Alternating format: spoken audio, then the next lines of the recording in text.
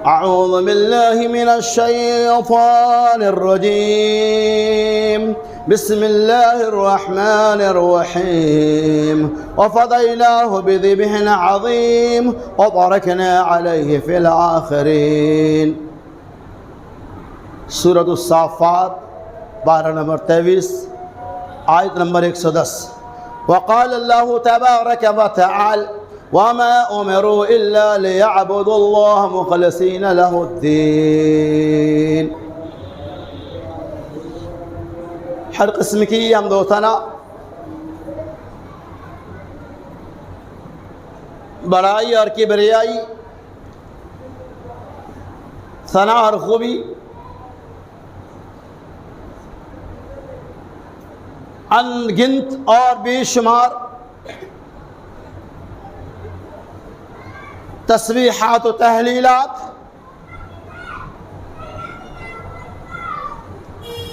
اس رب العالمین احکم الحاکمین، خالق کون و مکان، مالک ارض و سما، عبد لا دوال لا مثال لا لد له ولا مثل له ولا ذل له کے لیے لائق و سزاوار ہے، جس رب العالمین کی توفیق سے ہم اور آپ جمعہ کے خطبہ کے لیے اکٹھا ہوئے ہیں۔ اللہ سے دعا کہ اللہ تبارک و تعالی ہماری اور آپ کی آمد کو قبول فرمائے، آمین یا رب العالمین۔ یہ اللہ کا بہت بڑا احسان ہے کہ آج ہم لوگ 2 ہفتے پہلے گرمی کی شدت اور دھوپ کی تمادت سے جھلس رہے تھے، پانی کو یاد کر رہے تھے۔ اللہ تعالیٰ نے اپنی توفیق سے ہمارے لیے ابر باران کا نزول فرمایا، جس کے ذریعہ ہمیں راحت و سکون حاصل ہوا۔ یہ اللہ کا کتنا بڑا احسان ہے۔ یقیناً یہ پانی اللہ کی بہت بڑی نعمت ہے، جس پہ ہم اللہ کی جتنی بھی زیادہ شکر گزاری کرے وہ کم ہے۔ اللہ جسے چاہے وقت اور حالات کے مطابق وہ چیزیں اسے عطا فرمائے، اور جسے چاہے اللہ تعالیٰ اس سے وہ چیز چھین لے۔ یا اللہ تعالیٰ کی طاقت و قوت اور ملکیت و بادشاہت ہے۔ محترم سامعین، تسلسل کے ساتھ آپ کے بیچ قربانی اور اس کے دیگر احکام و مسائل کی مناسبت سے چوتھی قسطیں پیش کی جا چکی ہیں، اور اسی کے تناظر میں اسی کی مناسبت سے اس موضوع کی 5ویں اور آخری کڑی ہے۔ اس کے اندر اس بات کی وضاحت کی جائے گی کہ ہم نے جو بھی قربانیاں پیش کی ہیں، ان قربانیوں کا اللہ کے یہاں قبول ہونا ہمارے عملوں کی اخلاص اور نیتوں کے اوپر منحصر ہے۔ قربانی جسے ہم اور آپ نے جانوروں کی شکل میں پیش کیا، اللہ قبول کرے، جس کا مقصد یہ ہوتا ہے کہ اے ایمان والو، تم ہمیشہ اللہ کی رضا کے لیے جانی، مالی، روحانی، بدنی تمام طرح کی قربانیوں کو پیش کرو۔ یہ قربانی جسے ہم جانور کی شکل میں پیش کرتے ہیں، وہ سال میں صرف ایک مرتبہ آتا ہے، لیکن اس قربانی کے جو مقاصد ہیں، جانوروں کے حلقوم پہ چھری چلانے کا جو مقصد ہے، وہ مقاصد پورے سال کے اندر ہماری زندگی میں موجود ہے۔ ایک تو قربانی جو جانور کی شکل میں ہے، اللہ قبول کرے، اس کا مقصد یہ ہوتا ہے اس قربانی کو پیش کر کے ہم اللہ کی راہ میں ایثار و قربانی کا جذبہ موجزن کریں، ہم اپنے اندر ہمدردیوں جانثاری کو قائم و دام رکھیں، ہم وقت میں نماز کی پابندیاں کریں، ہم صرف اور صرف اللہ کی ہی عبادت کریں، ہم نمازوں کی پابندیاں کریں، ہم اپنے زبان کی عبادت کریں، اپنے دل کو صاف اور ستھرا رکھیں، اور جب بھی اللہ کے نام پہ ان تمام قربانیوں کا وقت آئے تو ہم بلا جھجک جانوروں کی طرح سے ان ساری قربانیوں کا پیش کر دیں۔ صرف جانور قربانی کرنے کا مقصد یہ نہیں ہے کہ جانور قربانی کرو بس، بلکہ اس قربانی کا تعلق زندگی بھر سے۔ قربانی کا معنی ہی یہی ہوتا ہے تقرب الی اللہ، یعنی وہ عمل جس کے ذریعہ اللہ تبارک و تعالیٰ کی قربت نزدیکی حاصل کی جائے۔ تو قربانی زندگی میں آنے والے اعمال صالحات کا نام ہے۔ اب کوئی آدمی جانوروں کی قربانی تو کر لے الحمدللہ، اور نماز کی پابندیاں ہی نہ کرے، تو آپ خود فیصلہ کیجئے کہ اللہ کے ایک تقاضا، ایک بات جو سال میں ایک مرتبہ کرنا ہے ہم اس پہ عمل کرتے ہیں، اور دوسرے جو احکام و مسائل ہے جسے ہمیں زندگی بھر کرنا ہے وہ ہم انجام نہیں دیتے ہیں، تو کیا مقصد ہوگا قربانی کا؟ اس لیے قربانی کی دعا میں یہ بات شامل ہے، اللہ صلاتی و نسکی، بے شک میری نماز، میری قربانی، پہلے نماز، کیونکہ نماز کا تعلق روزمرہ کی زندگی سے ہے، اسی لیے اللہ تبارک و تعالی بندوں سے نماز کا مطالبہ کر رہا ہے۔ اس کے بعد کہا نسکی، قربانی، تو معلوم یہ ہوا قربانی کر لینے کے بعد ہمیں نمازوں کی پابندیاں کرنا چاہیے، نمازوں کا اہتمام کرنا، صدقہ و خیرات کے اہتمام کرنا ہی نہایت ہی ضروری ہے۔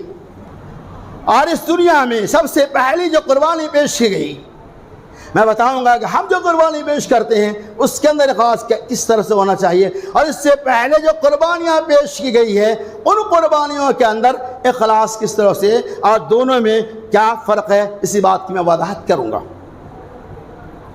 اللہ تبارک و تعالی نے فرمایا وَفَدَيْنَاهُ بِذِبْحٍ عَظِيمٍ، اور ہم نے موٹا تازہ جانور بھیجا، دیا، عطا فرمایا، اور ہم نے اس کو پچھلی امت تک کے لیے قائم کر دیا۔ مقصد یہ ہے کہ قربانی کے اندر اخلاص ہو، اللہ تبارک و تعالیٰ کی رضا مقصود ہو، اسی لیے اللہ تبارک و تعالیٰ نے فرمایا وَمَا أُمِرُوا إِلَّا لِيَعْبُدُوا اللَّهَ مُخْلِصِينَ لَهُ الدِّينَ وَمَا أُمِرُوا إِلَّا لِيَعْبُدُوا اللَّهَ، اور حکم نہیں دیا گیا ہے مگر اس بات کی کہ لِيَعْبُدُوا اللَّهَ، اللہ کی ہی عبادت کرے، مخلصین لہ الدین، اور دین کو خالص اللہ کے لیے ہی قائم کرے، عبادتوں کو اللہ کے لیے خالص کرے۔ ہماری عبادتوں کے اندر اگر ریا اور نمود کا امکان ہوگا تو ہماری عبادتیں، ہماری قربانیاں، ہماری نماز، ہمارا زکوٰۃ، ہمارا صدقہ، ہمارا حج اور دیگر طرح کی ساری عبادتیں قبول نہیں ہو سکتی۔ قرآن نے کہا وَمَا أُمِرُوا إِلَّا لِيَعْبُدُوا اللَّهَ مُخْلِصِينَ لَهُ الدِّينَ، کہ ہمیں اس بات کا حکم دیا گیا ہے۔ پہلا حکم تو یہ ہے کہ لِيَعْبُدُوا اللَّهَ، ہم صرف اللہ کی عبادت کریں۔ دوسرا حکم یہ ہے مخلصین لہ الدین، اور ساری عبادتوں کو اللہ کے لیے خاص کرے، یعنی ریا اور نمود کے لیے ہم کوئی بھی عبادت نہ کرے۔ صرف قربانی ہی نہیں، زندگی میں کوئی بھی صدقہ، کوئی بھی خیرات، کوئی بھی نیک کام ہم ریا اور نمود کے لیے نہ کریں۔ اگر ریا و نمود کو داخل کریں گے تو یہ فیصلہ ہے کہ ہماری عبادتیں اور ہماری نمازیں قبول نہیں ہو سکتی ہے۔ تو میں نے بتایا تھا، تو اللہ تبارک و تعالی نے سورہ مائدہ کے اندر اس بات کی وضاحت فرمایا ابو البشر سیدنا حضرت آدم علیہ السلام ہے، یہ سب سے پہلے نبی، اور یہ بات متفقہ طور پہ سامنے آ چکی ہے کہ نبی جتنے بھی نبی دنیا میں آئے ان نبیوں کی تعلیم، ان کا مقصد صرف ایک تھا اعبدوا اللہ ولا تشرکوا بہ شیئا، ایک اللہ کی عبادت کرو، کسی کے ساتھ شریک نہ کرو۔ لیکن ان کی شریعت، ان کے قوانین زندگی الگ الگ تھا وقت اور حالات کے مطابق۔ اسی طرح سے آدم علیہ السلام کے یہاں اب یہ واقعہ، چونکہ اس کو سمجھنے کے لیے اس واقعہ کی تفصیل آپ کو سننا نہایت ضروری ہے۔ سنانے کا مقصد کیا وہ دیکھیے گا، اصل یہ نہیں واقعہ سنانا مقصد نہیں ہے، واقعہ کے ذریعہ جو معزت، پند و نصیحت ہمیں ملتی ہے ہمیں اس پہ غور کرنا چاہیے۔ تو آدم علیہ السلام کا رواج تھا کہ ایک مرتبہ حوا کے بطن مبارک سے ایک لڑکا اور ایک لڑکی پیدا ہوا کرتی تھی ایک ساتھ میں، اور پھر دوسرے مرتبہ بھی ایک لڑکا اور ایک لڑکی پیدا ہوتی. اصول یہ تھا کہ دونوں کے اندر تھوڑا چینجنگ ہو جاتا، یعنی جو لڑکی ایک ساتھ پیدا ہوا اس لڑکی کو اس لڑکے کے ساتھ اور اس لڑکی کو اس لڑکے کے ساتھ پھر رد و بدل کر کے شادی بیاہ ہو جایا کرتی تھی.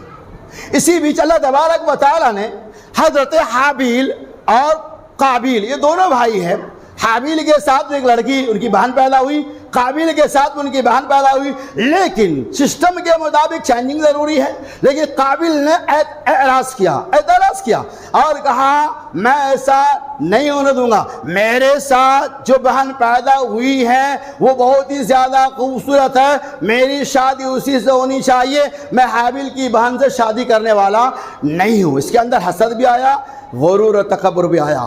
اور یہ آپ مانتے چلیے جو انسان تکبر کرے گا اس کا انجام بھی بھیانک ہی ہوتا ہے. ان کے دل میں حسد پیدا ہوا. آدم علیہ السلام تک باتیں پہنچی. آدم علیہ السلام یہ کیسے ہو سکتا ہے، یہ تو ممکن ہی نہیں ہے. بسیط ہو گئی یہ قابل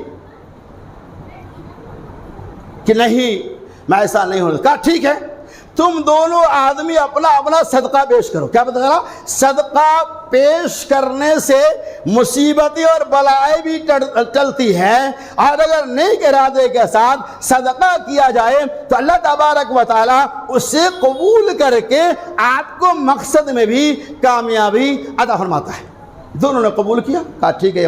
اور قرآن نے واضح کر دیا اذ قرب قربانا فتقبل من احدہما، پس ان دونوں نے اپنی اپنی قربانیوں کو پیش کیا. وَلَمْ يَتَقَبَّلْ مِنْ أَحَدِهِمَا، ان دونوں میں سے ایک کی قربانی کو اللہ تبارک و تعالی نے قبول نہیں کیا تو اس کے بھائی نے کیا کہا قَالَ لَأَقْتُلَنَّكَ، میں آپ کو ضرور قتل کر دوں گا. لیکن حابیل بڑا سمجھدار تھا، اور جو سچا ہوتا ہے وہ ایماندار بھی ہوتا ہے. اے میرے بھائی سنو، بے شک اللہ تبارک و تعالی ایسے ہی لوگوں کے صدقہ کو قبول کرتا ہے جو متقی اور تقوی پرہیزگار والا ہے. دونوں نے اپنی اپنی نیاز کو پیش کیا، اپنے اپنے صدقہ کو پیش کیا. اس وقت یہ سسٹم تھا، آبادیاں تو تھی نہیں.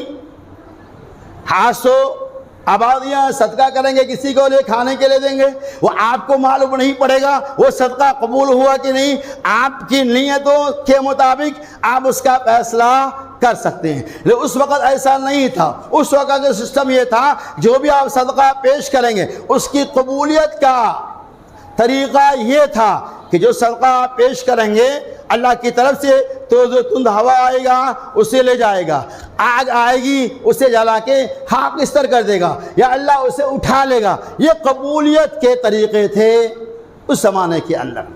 دونوں بھائیوں نے اپنے اپنی قربانیاں وَإِذْ قَرَّبَ قُرْبَانًا، دونوں بھائیوں نے قربانی کو پیش کیا. کیا پتہ چلا؟ قربانی دونوں نے پیش کیا. قربانی کا مقصد صرف سال میں جانور ذبح کرنا نہیں ہے، بلکہ قربانی کا مقصد ہے کہ ہم صدقہ خیرات کو عام کریں، اپنے اندر ہمدردی کا جذبہ پیدا کرے، اپنی زبان کے اندر صداقت و سچائی کو نافذ کرے، کسی بیانی اور جھوٹی باتوں سے غیبت سے اپنی زبان کو محفوظ اور مامون رکھے. اب دیکھیے اس کے اندر کیا پیغام ہے. قابیل نے نہیں مانا، قبول ہو گیا صدقہ چھوٹے بھائی کا. اسے معلوم ہے کہ ہمارا صدقہ قبول نہیں ہوا. اسے بھی پتا چلے گا اللہ تعالیٰ سچائی کو قبول کرتا ہے. اللہ رب العالمین نیتوں کے مطابق فیصلہ کرتا ہے. جھوٹے لوگوں کو صدقہ دنیا میں بانٹ دیا جائے گا، غداروں کو صدقہ تقسیم کر دیا جائے گا، لیکن اللہ اسے قبول نہیں کرے گا. کوئی آدمی ڈاکہ سنی کر کے زکوٰۃ نکالے، ہم تو سمجھیں گے زکوٰۃ نکال دیے، لیکن اللہ ایسے زکوٰۃ کو قبول نہیں. کیا پتہ اس آیت سے ایک پیغام یہ ملا کہ اللہ تبارک و تعالیٰ کے یہاں صدقہ کے لیے اس چیز کا بھی حلال ہونا ضروری ہے اور نیت کا بھی پاکیزہ ہونا ضروری ہے، تبھی قبول کر لیا جائے گا. لیکن معلوم ہے مفسرین بیان کے ایک پوائنٹ کی بات ہے کہ حابیل کے پاس بہت زیادہ طاقت تھی، چھوٹا بھائی بہت مضبوط تھا، جیسا کہ تفسیر میں بات بیان کی گئی ہے. اگر وہ چاہتا تو اپنے بھائی سے بدلہ لے سکتا تھا، اسے وہ قتل نہیں کر سکتا، لیکن حابیل نے یہ کہا کہ میرا بڑا بھائی ہے، اگر میں کچھ کروں گا تو ان کے ساتھ زیادتی ہوگا، جو وہ کرتا ہے کرے، رب کا جو فیصلہ ہوگا وہی ہونے والا ہے۔ آخر میں حابیل کو قتل کر دیا گیا۔ امام کائنات محمد الرسول اللہ صلی اللہ علیہ وسلم نے ارشاد فرمایا اس کائنات کے اندر جو بھی خون خوارہ قتل ہوگا اس کا ایک حصہ گناہ قابیل کو بھی ملے گا، کیونکہ سب سے پہلے اس نے ہی اس دنیا کے اندر اپنے بھائی کو قتل کر کے گناہ عظیم کے مستحق ہے۔ اس سے کیا پتہ چلا کہ عمل کی قبول، تو میں بتا رہا تھا دونوں نے صدقہ قبول کیا، لیکن ایک کی صدقہ قبول ہوئی اور دوسرے کے صدقہ قبول نہیں ہوئی، تو صدقے کے قبول زیادہ پریکٹیکل معلوم پڑا۔ ہم نے قربان نہیں کیا، پریکٹیکل معلوم نہیں ہے ہمیں، ہماری نیت کیا ہے وہ رب جانتا ہے اور ہم جانتے ہیں، لیکن دونوں نے جو پیش کیا اس سے یہ بات تو واضح ہو رہی ہے کہ حابیل کی نیت درست تھی، قابیل کی نیت درست نہیں تھی، اسی لیے رب ذوالجلال نے قابیل کے صدقہ کو قبول نہیں کیا اور چھوٹے بھائی حابیل کے صدقہ کو قبول کر لیا۔ یہ واقعہ ہمیں یہ پیغام دیتا ہے کہ ہم ہمیشہ اپنے عملوں کے اندر اخلاص پیدا کریں، ہماری نیتیں خالص ہونی چاہیے، تب جا کر ہمیں اس کا ثمرہ، اس کا بدلہ ملنے والا ہے۔ اور قربانی کا جو اصل مقصد ہے کہ آدمی اور زیادہ اللہ تبارک و تعالیٰ سے لگاؤ کو قائم کرے، عبادت کے اندر قربت اور نزدیکی کو حاصل کرے، خدمت گزاری کرے، دین سے قربت اور نزدیکی کو جوڑا جائے، برائیوں سے بچا جائے، شرک سے بچا جائے، بے راہ روی اختیار کرنے سے بچا جائے، سچائی اور صداقت کا ساتھ دیا جائے، جھوٹائی اور مکر و فریب سے بچا جائے اور ان کے ساتھ دینے سے بھی بچنا چاہیے۔ یہ مقصد ہے اصل قربانی کا۔ اگر یہ باتیں نہیں ہیں تو پھر اس کا کوئی حاصل ہونے والا نہیں ہے۔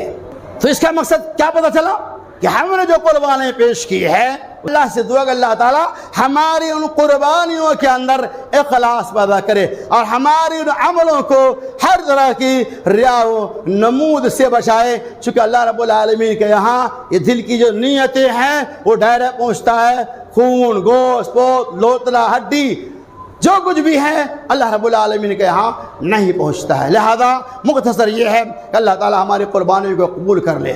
اللہ قربانی کے بعد ہم نے جو بھی چھوٹی موٹی عبادتیں کی ہیں، اللہ ہماری عبادتوں کو بھی شرف قبولیت سے نواز دے۔ اللہ ہمارے بائیسان کسی مجبوری کی بنیاد پر قربانی نہ کر سکے، سنت ابراہیمی کو ادا نہ کر سکے، اللہ انہیں تو آئندہ مستطیع بنا دے تاکہ وہ اپنے بھائیوں کے ساتھ قربانی جیسی عظیم سنت کے اوپر عمل کر کے اپنے ایثار و قربانی اور ہمدردی کا حوصلہ بلند کرے۔ اللہ ہمیں ہمیشہ قربانی کی طرح سے، جس طرح سے ہم نے قربانی اللہ کے لیے کیا، اللہ ہمیں ہمیشہ اپنے بھائیوں کے ساتھ اسی طرح کی ہمدردی، وفاداری رکھنے کی توفیق رفیق فرمائے۔ اللہ ہمیں ہمیشہ ساری عبادتوں کو صرف اللہ کے لیے خالص کرنے کی توفیق رفیق عطا فرمائے۔ آمین یا رب العالمین۔